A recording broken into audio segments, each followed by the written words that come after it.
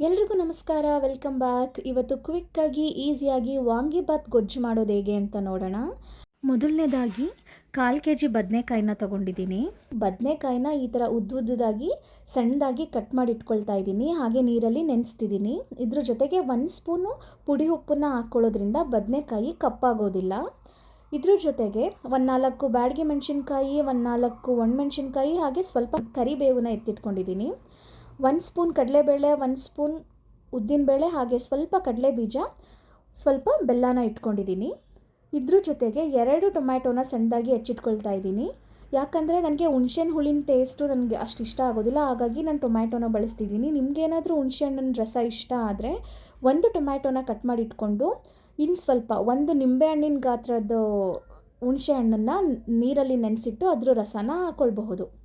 ಈಗ ಒಗ್ಗರಣೆ ಮಾಡೋದು ಹೇಗೆ ಅಂತ ನೋಡೋಣ. ಮೊದಲಿಗೆ ಬಾಣಲಿ ಇಟ್ಟು 200 ಗ್ರಾಮ್ ಎಣ್ಣೆ ಹಾಕ್ಕೊಳ್ತಾ ಇದ್ದೀನಿ. ವಾಂಗಿಬಾತ್ಗೆ ಬದನೆಕಾಯಿ ಎಣ್ಣೆಯಲ್ಲಿ ಬೇಯೋದ್ರಿಂದ ಎಣ್ಣೆ ಜಾಸ್ತಿ ಬೇಕು.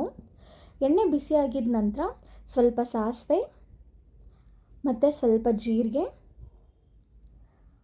ಮತ್ತು ಕಡಲೆ ಬೀಜ ಸ್ವಲ್ಪ. ಆ್ಯಕ್ಚುಲಿ ಕಡಲೆ ಬೀಜ, ಕಡಲೆಬೇಳೆ, ಉದ್ದಿನಬೇಳೆನ ನೀವು ಸ್ಕಿಪ್ ಮಾಡ್ಕೊಳ್ಬಹುದು ನಿಮ್ಗೆ ಇಷ್ಟ ಇಲ್ಲ ಅಂದರೆ. ನಿಮ್ಗೇನಾದರೂ ಇಷ್ಟ ಇದ್ದರೆ ಇನ್ನೂ ಸ್ವಲ್ಪ ಆ್ಯಡ್ ಮಾಡ್ಕೊಳ್ಬಹುದು. ಕಡಲೆಬೇಳೆ, ಕಡಲೆ ಬೀಜ ಮತ್ತು ಉದ್ದಿನಬೇಳೆ ಕೆಂಪಗಾಗೋವರೆಗೂ ಸ್ವಲ್ಪ ಎಣ್ಣೆಯಲ್ಲಿ ಚೆನ್ನಾಗಿ ಫ್ರೈ ಮಾಡ್ಕೊಳ್ಬೇಕು. ಈ ಕಾಳುಗಳನ್ನ ಬಳಸ್ದಿರಾನು ನಾನು ವಾಂಗಿಬಾತ್ ಗೊಜ್ಜು ಮಾಡಿದ್ದೀನಿ. ಆ ಟೇಸ್ಟ್ ಕೂಡ ತುಂಬ ಚೆನ್ನಾಗಿರುತ್ತೆ. ಹಾಕಿದ್ರೂ ಚೆನ್ನಾಗಿರುತ್ತೆ. ಸೊ ಆಪ್ಷನಲ್, ಬೇಕು ಅಂದರೆ ಹಾಕ್ಕೊಳ್ಬಹುದು. ಸೊ ಇದ್ರ ಜೊತೆಗೆ ಒಣಮೆಣ್ಸಿನ್ಕಾಯಿ, ಬ್ಯಾಡಗೆ ಮೆಣಸಿನ್ಕಾಯಿ, ಹಾಗೆ ಕರಿಬೇವನ್ನ ಹಾಕ್ಕೊಂಡು ಎಣ್ಣೆಯಲ್ಲಿ ಫ್ರೈ ಮಾಡ್ಕೊಳ್ಬೇಕು.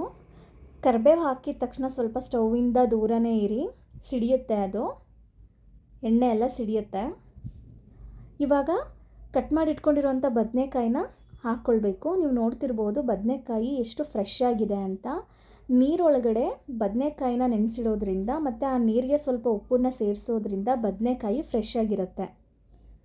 ಇದಕ್ಕೆ ಒಂದು ಅರ್ಧ ಚಮಚ ಅರಿಶಿನ ಪುಡಿನ ಹಾಕ್ಕೊಳ್ಬೇಕು ಮತ್ತು ಸ್ವಲ್ಪ ಉಪ್ಪನ್ನು ಹಾಕ್ಕೊಂಡು ಎಣ್ಣೆಯಲ್ಲಿ ಚೆನ್ನಾಗಿ ಫ್ರೈ ಮಾಡ್ಕೊಳ್ಬೇಕು ಬದನೆಕಾಯಿನ. ಸೊ ಇದು ಅರ್ಧದಷ್ಟು ಬೆಂದ ಮೇಲೆ, ಬದನೆಕಾಯಿ ಅರ್ಧದಷ್ಟು ಬೆಂದಿದ ನಂತರ ಟೊಮ್ಯಾಟೋನ ಕಟ್ ಮಾಡಿ ಇಟ್ಕೊಂಡಿದ್ವಲ್ಲ ಅದನ್ನು ಹಾಕ್ಕೊಳ್ಬೇಕು.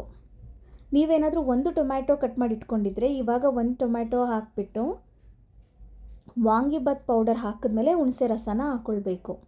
ಸೊ ಇವಾಗ ಇಲ್ಲಿ ನಾನು 50 ಗ್ರಾಮ್ MTR ವಾಂಗಿಬಾತ್ ಪೌಡರ್ನ ಯೂಸ್ ಮಾಡ್ತಾಯಿದ್ದೀನಿ.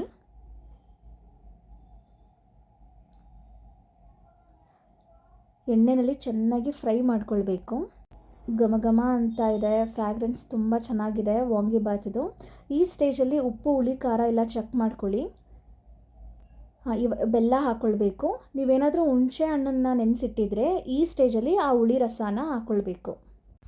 ಅಡುಗೆಗೆ ನಾವು ಯಾವಾಗ ಹುಳಿನ ಸ್ವಲ್ಪ ಜಾಸ್ತಿ ಯೂಸ್ ಮಾಡ್ತೀವೋ ಆವಾಗ ಒಂದು ಸ್ವಲ್ಪ ಬೆಲ್ಲನ ಹಾಕ್ಕೊಂಡ್ರೆ ಟೇಸ್ಟು ಇನ್ನೂ ಚೆನ್ನಾಗಿರುತ್ತೆ. ಸೊ ಹಾಗಾಗಿ ಸ್ವಲ್ಪ ಬೆಲ್ಲನ ಆ್ಯಡ್ ಮಾಡ್ಕೊಳ್ಬೇಕು.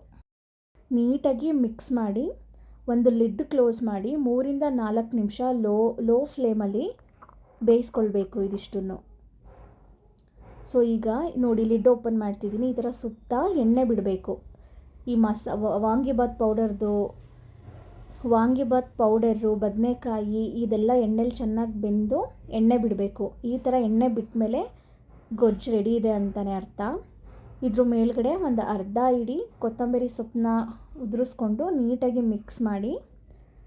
ನೋಡಿ ಇಷ್ಟೇ, ವಾಂಗಿಬಾತ್ ಗೊಜ್ಜು ಮಾಡೋದು ತುಂಬ ಈಸಿ. ಇವಾಗ ಇದನ್ನು ಬಿಸಿ ಅನ್ನಕ್ಕೆ ಮಿಕ್ಸ್ ಮಾಡಿಕೊಂಡು ಸರ್ವ್ ಮಾಡ್ಕೊಳ್ಳೋದು. ಮತ್ತು ನಾನು ಹೇಳ್ಕೊಟ್ಟಿರೋ ಅಂಥ ಮೆಷರ್ಮೆಂಟ್ ಅಂದರೆ 1/4 kg ಬದನೆಕಾಯಿಗೆ 50 ಗ್ರಾಮ್ ವಾಂಗಿಬಾತ್ ಪೌಡರ್ನ ಯೂಸ್ ಮಾಡೋದ್ರಿಂದ 3 ರಿಂದ 4 ಜನ ಆರಾಮಾಗಿ ತಿನ್ನಬಹುದು. ಸೊ ಬ್ರೇಕ್ಫಾಸ್ಟ್ಗೆಲ್ಲ ಕ್ವಿಕ್ಕಾಗಿ ಮಾಡುವಂಥ ರೆಸಿಪಿ ಇದು. ಇದೇ ಥರ ಈಸಿ ಆ್ಯಂಡ್ ಕ್ವಿಕ್ ರೆಸಿಪಿಗಾಗಿ ನನ್ನ ಯೂಟ್ಯೂಬ್ ಚಾನಲ್ನ ಚೆಕ್ಔಟ್ ಮಾಡ್ತಾಯಿರಿ. ಇದೇ ರೀತಿ ವೀಡಿಯೋಸ್ನ ನೋಡಿ ಸಪೋರ್ಟ್ ಮಾಡಿ. Thank you so much.